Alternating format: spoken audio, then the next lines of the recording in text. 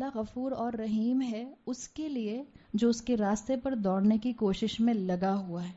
اللہ اس کے لیے غفور اور رحیم ہے. سورۃ الاعراف کی آیت نمبر 153 میں آتا ہے والذین عملوا السیئات، اور وہ لوگ جنہوں نے برائیاں کی تھیں، ثم تابوا، پھر انہوں نے کیا کیا؟ توبہ کر لی. یعنی ان کو ریگریٹ ہوا، ان کو ندامت ہوئی، وہ اللہ کی طرف پلٹے. جب اللہ کی طرف پلٹے من بعدہا، اس کے بعد انہوں نے کیا کیا؟ وآمنوا، ایمان لے آئے. وإن ربک من بعدہا لغفور الرحیم. جب انہوں نے توبہ کی اور پھر ایمان لے آئے، ایمان لانے کے بعد اس کا نیسیسری ریزلٹ کیا ہوتا ہے؟ عمل صالح. ایمان لائے، اپنا ایمان ریوائیو کیا اور اس کے بعد عمل ٹھیک کر لیا. ان بعدہا لغفور الرحیم. اب اس کے بعد اللہ ان کے لیے معاف کرنے والا اور رحم کرنے والا ہے. تو اگر ہم چاہتے ہیں کہ اللہ اپنی شان رحیمی کے ساتھ ہمارے لیے موجود رہے تو گناہوں کے اوپر توبہ کریں اور اپنی زندگی میں کسی بھی گناہ کو لائف سٹائل کے طور پر شامل نہ کریں. کبھی بھی یہ نہ سوچیں کہ ایک ہی تو گناہ ہے جو میری زندگی میں شامل ہے، اتنی نیکیاں بھی تو کرتی ہوں، نماز پڑھتی ہوں، روزہ رکھتی ہوں، صدقہ کرتی ہوں، زکوٰۃ دیتی ہوں، ایک گناہ ہے، کوئی بات نہیں، اللہ معاف کر دے گا. اسکالرز کہتے ہیں کہ کبھی ایک گناہ کو بھی ہلکا نہ سمجھیں، اس لیے کہ اللہ تعالیٰ نے سورہ بقرہ کی آیت نمبر 81 میں کہا ہے بلا کیوں نہیں، من کسب سیئۃ، جس کسی نے ایک برائی کمائی. سیئۃ سنگولر آیا ہے. آپ سیئات پڑھتی ہیں نا قرآن میں، ابھی سورہ اعراف کی آیت میں آیا تھا سیئات، وہ جمع تھا. سیئۃ واحد ہے، سنگولر ہے. من کسب سیئۃ، جس نے ایک گناہ کیا، ایک برائی کی، وَأَحَاطَتْ بِهِ خَطِيئَتُهُ، اور اس کی برائی نے اس کو گھیر لیا. گھیر لیا کا مطلب کیا ہے؟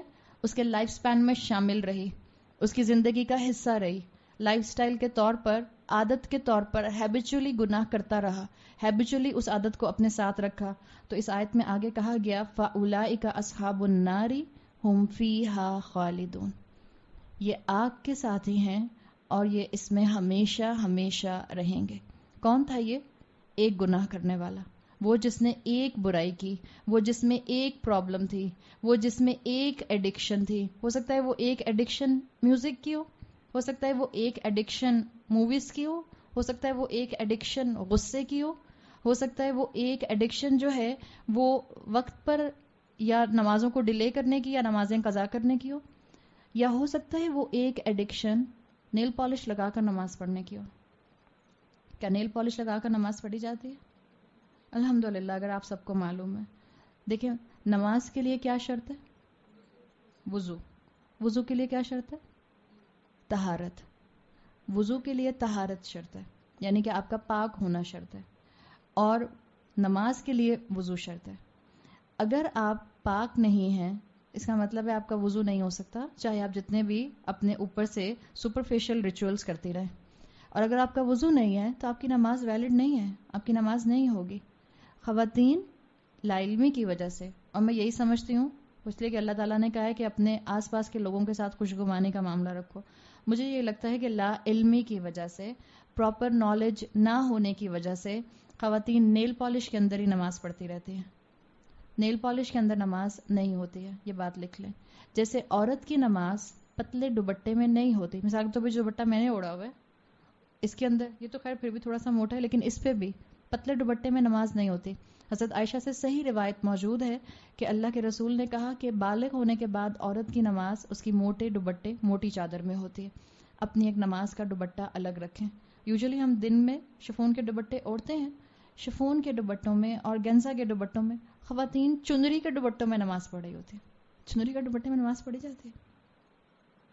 پیچھے سے سارے بال کھلے ہوئے، آدھا سر کھلا ہوا ہے، گردن بھی کھلی ہوئی ہے. بھئی اللہ بڑا غفور اور رحیم ہے.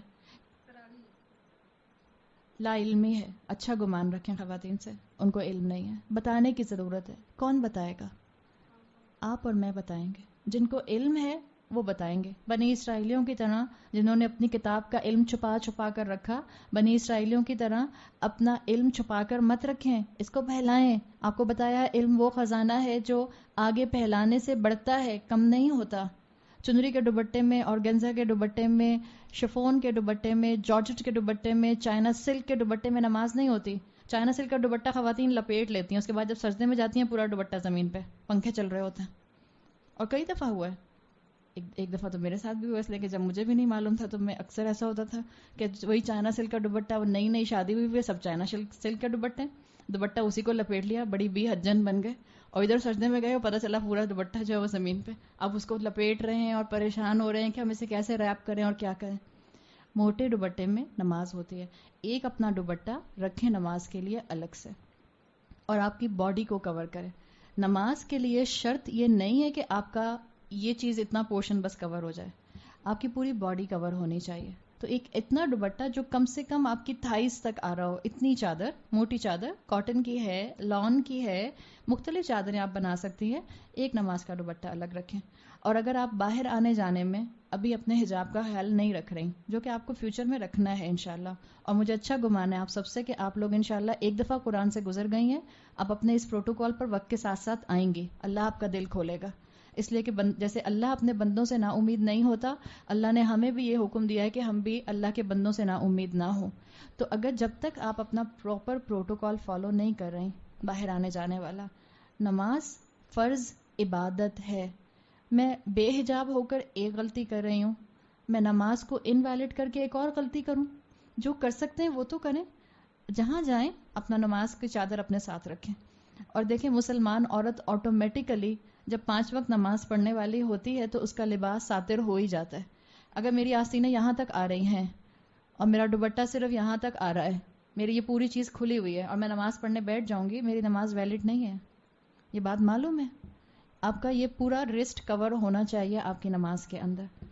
اور یہ ریچولز ہیں دین کے، اور ہر مذہب کے اندر دین کے ریچولز کو کم سے کم مذاق نہیں بنایا جاتا. بیسک عبادات، فاؤنڈیشن ہے آپ کی دین کی، اس کے اوپر بیسک عبادات، آپ کی دین کی عمارت کھڑی ہے اس کے اوپر. نیل پالش لگا کر وضو نہیں ہوتا، اور اگر آپ نے نیل پالش لگا کر وضو کر کے نماز پڑھنے آپ کھڑی ہو گئیں، آپ کی نماز انویلڈ ہے. پچھلے دنوں بہت ہائپ کریٹ ہوئی تھی امپرمیبل قسم کی، کوئی پرمیبل نیل پالش کی، کہ جی وہ نیل پالش جو ہے وہ آکسیجنیٹڈ ہے اور اس میں پانی چلا جاتا ہے اندر. 2 چیزیں، ایک تو یہ کہ وہ کسی مسلمان نے نہیں بنائی، مجھے نہیں معلوم، اس کے بنانے والی شاید وہ سوئٹزرلینڈ کی کمپنی تھی جس کی نیل پالش بہت زیادہ جو تھی وہ انٹرنیٹ پر اویلیبل تھی، اور اس کو مسلم نیل پالش کہہ کر جو ہے وہ بہت سے لوگوں نے آگے پروموٹ کیا تھا. مسلمان اس کے بنانے والے نہیں تھے. یاد رکھیں، مجھے نہیں پتا اس کے انگریڈینٹس میں کیا تھا، اس لیے کہ میں اس کی کیمیکل کمپوزیشن نہیں جانتی. آپ کو معلوم ہے کہ مسلمان عورت کو مہندی لگانے کی اجازت ہے، حنا کی اجازت ہے نا. اگر آپ اپنے ناخن پر مہندی لگاتی ہیں تو ہوتا کیا ہے کہ آپ کے ناخن سے اس کا رنگ پینیٹریٹ کر جاتا ہے. ایسا ہی ہوتا ہے نا، ناخن سے مہندی کا رنگ پینیٹریٹ کر گیا، ویلڈ ہے، الحمدللہ، اس کی اجازت ہے، عورت کی جائز زینت ہے، عورت لگا سکتی ہے اور نماز بھی پڑھ سکتی ہے. آپ کا وضو بھی ہوگا اور آپ جب چاہیں اس کو لگائیں.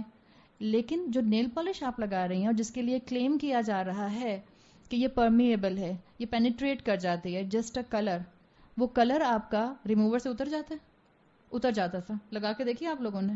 میں نے لگا کر دیکھی تھی، ریموور سے اتر رہا تھا آرام سے. اس کا مطلب ہے پرمیٹ نہیں کر رہا نیل کے اندر، نمبر 1. نمبر 2، اگر کسی لیول کا کیمیکل کمپوزیشن اس کا ایسا ہے کہ اس کے اندر پانی اتنا جا رہا ہے کہ آپ کا نیچے کا ناخن ڈیمپ ہو رہا ہے، صرف نم ہو رہا ہے، چانسز ہے نا کہ وہ کہہ رہے تھے کہ آکسیجنیٹڈ ہے، یعنی اس میں سے پانی پینیٹریٹ کر سکتا ہے. اگر اس میں سے پانی پینیٹریٹ کر رہا ہے صرف اتنا کہ آپ کا ناخن ڈیمپ ہو رہا ہے، تو آپ کے ناخن کی ڈیمپنس آپ کے وضو کی ویلیڈیٹی نہیں ہے.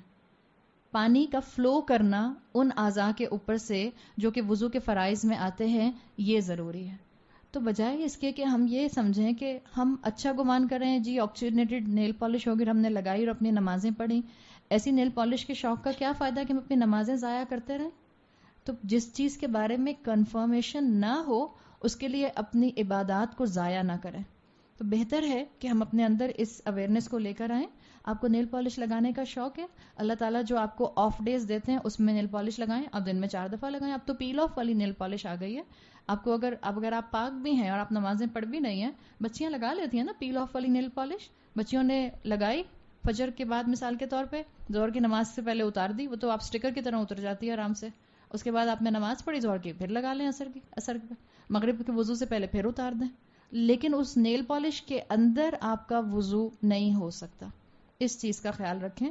اور یہ چھوٹی چھوٹی غلطیاں ہوتی ہیں جس کو ہم سمجھتے ہیں کہ نہیں اتنی بڑی بات نہیں ہے، اللہ ہمیں معاف کر دے گا. یہ خطرناک حد تک مجھے اور آپ کو جہنم میں لے جانے والے اعمال بن سکتے ہیں. کیئرفل رہیں ان چھوٹی چھوٹی چیزوں سے جن کو ہم بنائن سمجھتے ہیں وہ گناہ، اور ہم سمجھتے ہیں کہ نہیں ہم بہت نیکیاں کر رہے ہیں، اللہ ہماری اس پر پکڑ نہیں کرے گا. قرآن کی آیت اس بات پر اسکالرز کہتے ہیں دلیل ہے کہ ایک بھی گناہ زندگی میں لائف سٹائل کے طور پر شامل ہوگا تو وہ جہنم میں جانے کا سبب بن سکتا ہے. اور جہنم جس کے لیے کہا گیا ہم فیہا خالدون، وہ ہمیشہ ہمیشہ اس میں رہیں گے. اب امیجن تو کریں ایک گناہ زندگی میں لائف سٹائل کے طور پر تھا اور مجھے اس حالت میں موت آ گئی. کتنی بڑی محرومی ہے، کتنی بڑی محرومی ہے، جبکہ اللہ تعالیٰ نے مجھے اور آپ کو موقع دیا ہے توبہ کر کے اپنی زندگی کو ٹھیک کرنے کا. تو پھر ہم کیوں نہیں آج اللہ کی طرف پلٹیں، کیوں اپنی غلطیوں پر ہم اللہ سے معافی نہ مانگیں.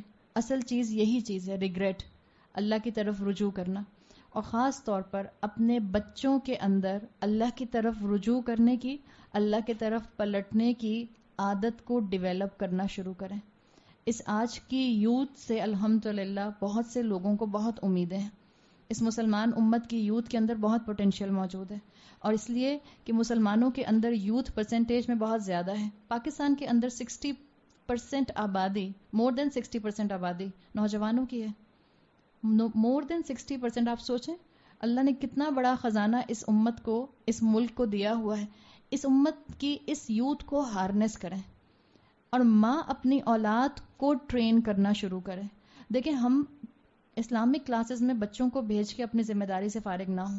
اسلامک کلاسز کو انڈر ایسٹیمیٹ نہ کریں، بھیجیں ضرور، لیکن اس کا ہرگز یہ مطلب نہیں ہے کہ ماں ہونے کی حیثیت سے میں اپنی ذمہ داری سے فارغ ہو جاؤں. اسلامک کلاسز میں بھیج کے اپنی ذمہ داری سے فارغ نہ ہوں. اس لیے کہ اگر میں نے یہ سمجھا کہ میں نے اپنے بچوں کو اسلامک کلاسز میں بھیجنا شروع کر دیا اور میری ذمہ داری ختم، اب یہ پکے مومن اور پکی مومنہ بن کے وہاں سے نکلیں گی، تو یاد رکھیں اللہ اس ٹیچر سے سوال نہیں کرے گا جتنا سوال اللہ مجھ سے کرے گا ماں ہونے کی حیثیت سے کہ میں نے ان کو دین کتنا سکھایا.